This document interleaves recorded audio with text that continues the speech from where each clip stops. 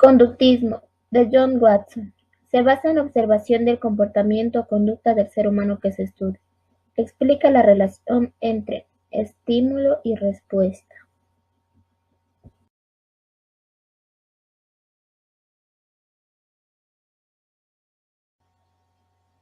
Teoría del conexionismo, por Edward Thorndike. El aprendizaje implica la formación de conexiones entre percepción de estímulos y respuestas o impulsos nerviosos. El aprendizaje ocurre por ensayo y error. Ley del ejercicio. Ley del uso. Cuando un estímulo recibe respuesta se fortalece la conexión. Ley del desuso. Cuando no hay respuesta para un estímulo, la fuerza de conexión se debilita. Ley del efecto. Las respuestas se producen consecuencias satisfactorias, se aprenden, las que no se aprenden. Ley de la disposición. Cuando la persona está dispuesto a actuar, se siente recompensado, si no, castigado. Cambio asociativo.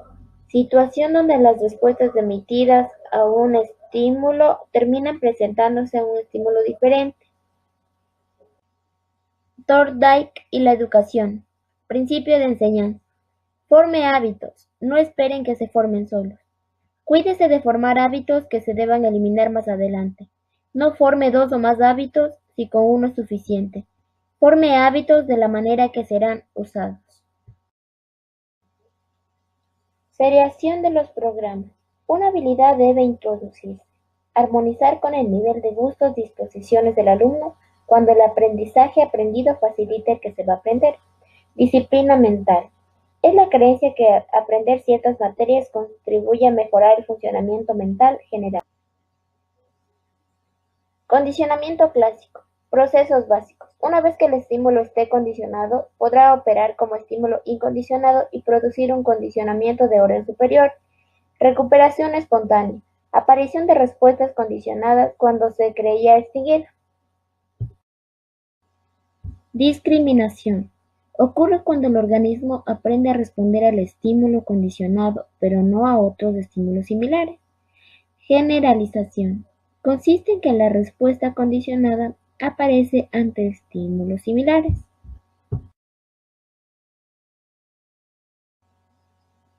Variables informativas. Para que un estímulo se convierta en estímulo condicionado, debe transmitir información de calidad al estímulo incondicionado.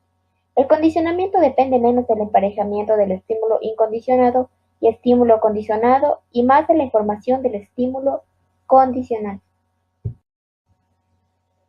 Influencias biológicas. El condicionamiento depende de la compatibilidad del estímulo y la respuesta con las reacciones específicas de las especies.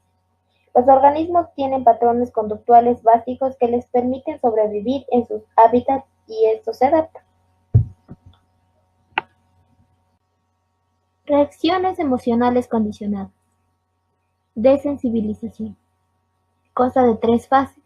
El terapeuta y el paciente trazan juntos una jerarquía de situaciones de ansiedad, comenzando con la menor. El paciente empieza a relajarse imaginando escenas placenteras. Mientras se encuentra relajado, evoca la escena de menos ansiedad. Condicionamiento por contigüidad. El aprendizaje por contigüidad implica que una conducta en una situación se repita cuando dicha situación se presente de nuevo. Movimientos. Conductas discretas que resultan de contracciones musculares. Actos. Clases de movimientos a gran escala que producen un resultado. Fuerza asociativa. El aprendizaje ocurre a través del emparejamiento de un estímulo y una respuesta.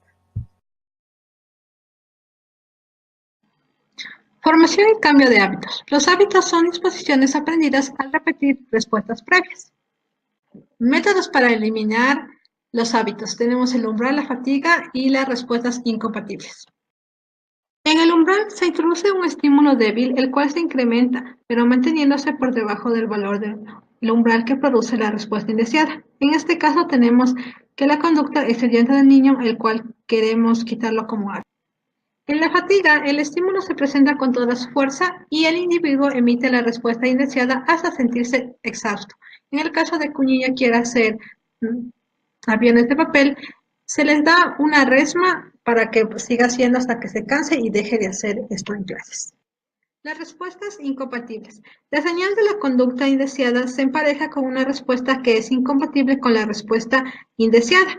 En este caso, genera un estímulo que se convierte en una señal para dar una respuesta alternativa. Un ejemplo es que en vez de comer y ver televisión, al momento de ver televisión se tejerá.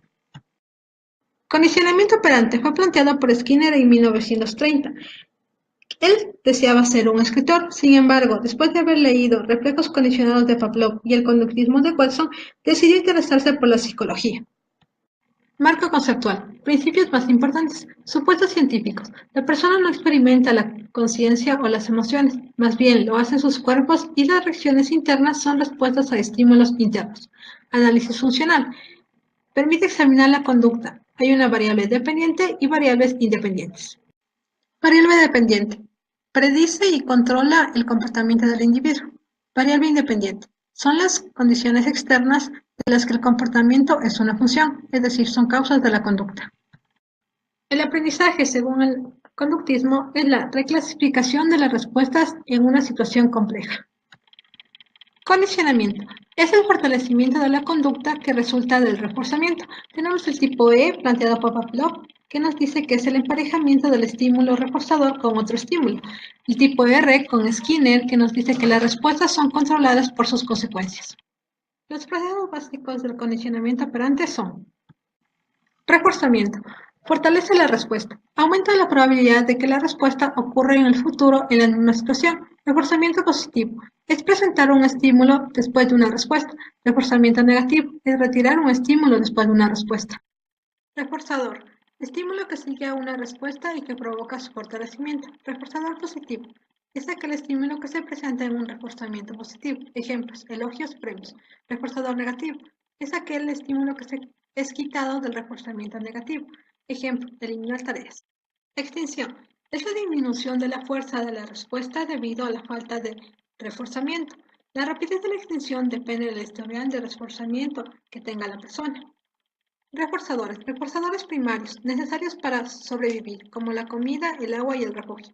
Reforzadores secundarios. Estímulos que se condicionan asociándolos con reforzadores primarios. El vaso de leche favorito de un niño. Reforzadores generalizados. Reforzadores secundarios que se emparejan con más de un reforzador primario. Ejemplo: ganar dinero para comprar comida. Principio de Bregman. Nos ayuda a ordenar los reforzadores y plantea: la oportunidad de participar en una actividad más valiosa refuerza la participación en una actividad menos valiosa. Castigo. Disminuye la probabilidad futura de responder ante un estímulo. El castigo puede incluir el retiro de un reforzador positivo o la presentación de un reforzador negativo después de una respuesta. Suprime una respuesta pero no la elimina. Formas alternativas al castigo. Cambiar los estímulos discriminativos, permitir que la conducta indeseada continúe hasta que el individuo se sacie, extinguir una conducta indeseable ignorándola y condicionar una conducta incompatible. Programas de reforzamiento. Momento en que se aplica el reforzamiento.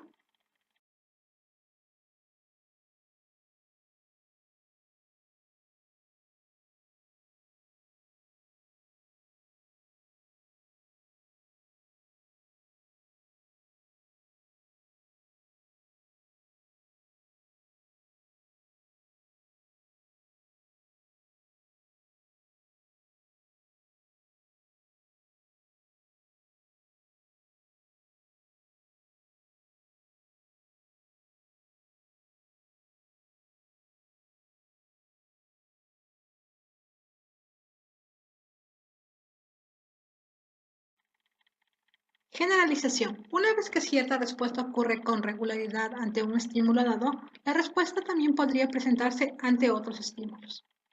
Discriminación. Implica responder de forma diferente dependiendo del estímulo o de las características de una situación. Las respuestas deseadas deben reforzarse y las respuestas no deseadas deben extinguirse retirando. ¿Cómo ocurre el cambio conductual en el condicionamiento operante? Se da por las aproximaciones sucesivas o moldeamiento y el encadenamiento. El método básico del condicionamiento operante para el cambio conductual es el moldeamiento o el reforzamiento diferencial de las aproximaciones sucesivas hacia la forma o frecuencia deseada de la conducta. Entonces, moldear significa aprender haciendo con una retroalimentación correctiva. El encadenamiento es el proceso de producir o alterar algunas de las variables que funcionan como estímulos para las respuestas futuras. Una cadena consta de una serie de operantes, cada uno de los cuales da origen a más respuestas. La modificación conductual o terapia conductual se refiere a la aplicación sistemática de los principios del aprendizaje conductual para facilitar comportamientos adaptativos. Las técnicas básicas de la modificación conductual incluyen el reforzamiento de las conductas deseadas y la extinción de las no deseadas. El cambio conductual tiene más probabilidades de ocurrir cuando el modificador y el cliente coinciden en que es necesario un cambio. En la modificación cognitivo-conductual, los pensamientos de los aprendices funcionan como estímulos discriminativos y reforzantes. Por consiguiente, los estudiantes podrían instruirse a sí mismos verbalmente sobre lo que deben hacer y luego realizar la conducta apropiada. Autorregulación. La teoría operante plantea que la conducta autorregulada implica elegir entre varios cursos de acción, por lo general posponiendo un reforzador inmediato en favor de un reforzador futuro diferente, casi siempre de mayor valor. Aplicaciones a la instrucción. Los principios operantes se han aplicado a muchos aspectos de la enseñanza y el aprendizaje, incluyendo los objetivos conductuales, tiempo de aprendizaje, aprendizaje de dominio, instrucción programada y los contratos de contingencias. Los objetivos conductuales son enunciados claros de los resultados que se esperan de la instrucción. Es decir, un objetivo conductual describe qué realizarán los estudiantes cuando demuestren sus logros y cómo sabrán los profesores lo que están haciendo. En el tiempo de aprendizaje se dice que el éxito de los estudiantes en el aprendizaje depende de si dedican la cantidad de tiempo necesario para aprender, refiriéndose a tiempo como el dedicado a tareas académicas o a poner atención y a tratar de aprender.